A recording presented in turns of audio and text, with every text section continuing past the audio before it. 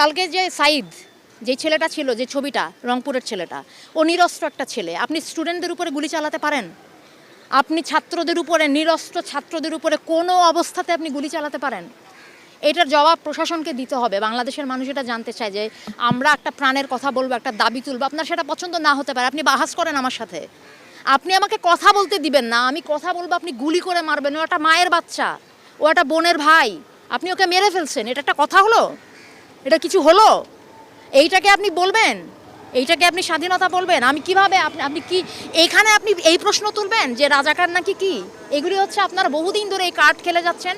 মুক্তিযুদ্ধ আর কি, আমাদের এদের অনেকের জন্মই হয় নাই, তখন আপনারা এখনও এদেরকে রাজাকার বলেন। আপনার লজ্জা করে না? আপনারা এই বাচ্চাগুলিকে এই কথাগুলি বলেন?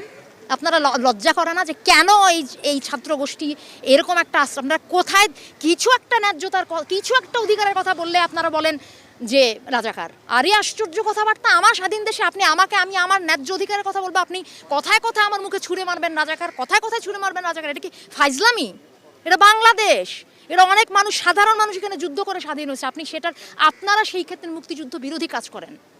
যারা কথায় কথায় রাজাকার শব্দটা ব্যবহার করেন, আপনারা নিজেরা আজকে বাংলাদেশের স্বাধীনতার পরিপন্থী মানুষ।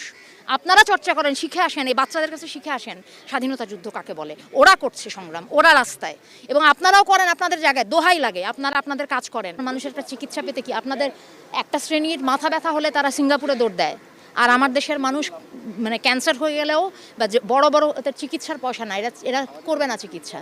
আপনি কি বলেন এটাকে? এটা কি স্বর্গরাজ্য? এটা কি সত্যি তাই এরকম? এটা বাংলাদেশ? এইটাকে আপনি বলেন?